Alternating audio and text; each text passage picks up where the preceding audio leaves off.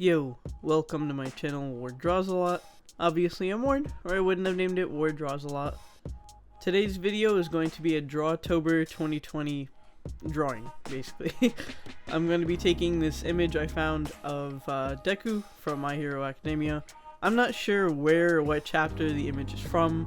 All I did was just look up manga panels and I saw that one and I had to draw it because he looked so different from his normal panel drawings. I printed out the panel and I put it next to me so I could have a constant reference because I'm using my phone to film, so that was going to be a difficult task unless I printed it out, so yeah. Now, I redrew this like 3 times before I was happy with at least one of the sketches because I realized that after doing this, perspective isn't my strong suit because I don't practice it and I would like to practice it more.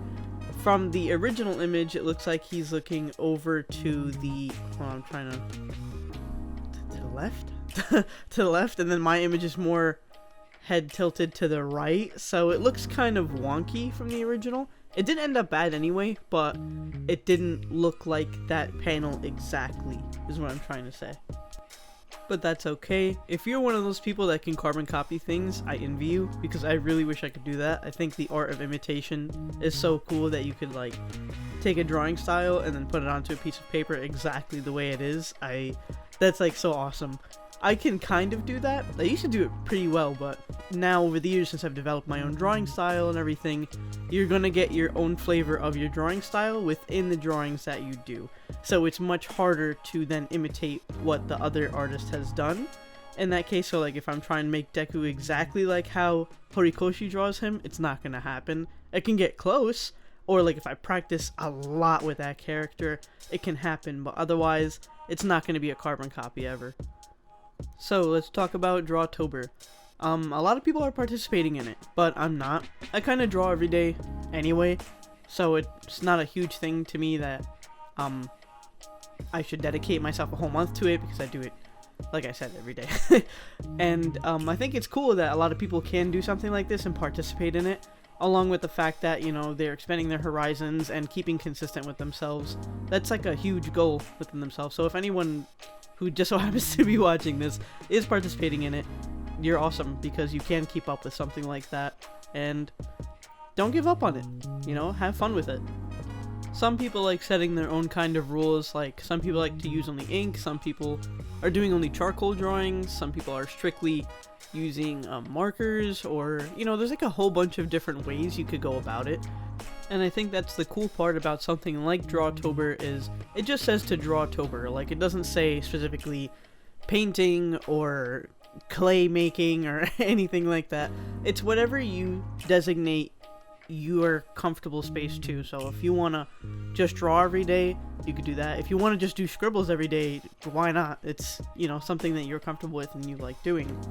I personally, like I said, I'm not really participating in it, but I'll do a few videos on it just because it would be nice to be in the loop. So I've set a few rules for my own self, which obviously I don't have to follow, but I like to, you know, put some points for myself because I think it would be nice.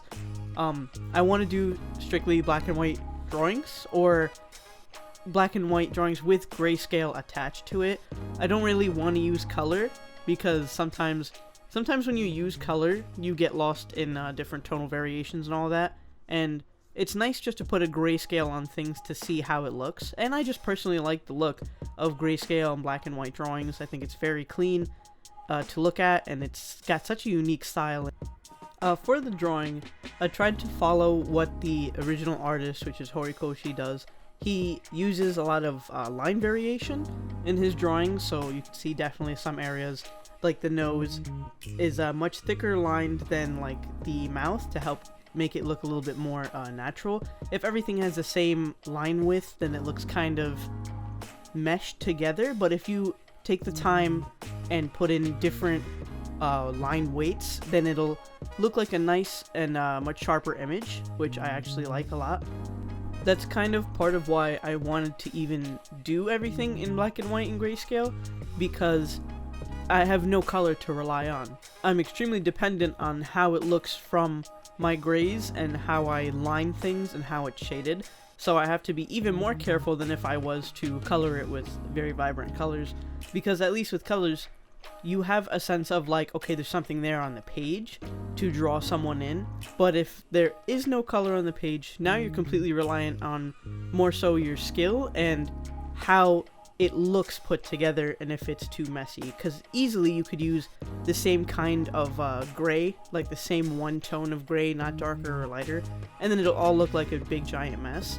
You want to kind of try and expand on the amount of grays, very light and very dark ones, just so you can have a cohesive and readable piece. You don't want something that's very in your face in a bad way, because sometimes things get muddy very quickly, so you have to just keep in mind when you're doing something like this to keep it looking nice. I think I did fairly well with keeping that kind of thing in mind with the whole tones and variations.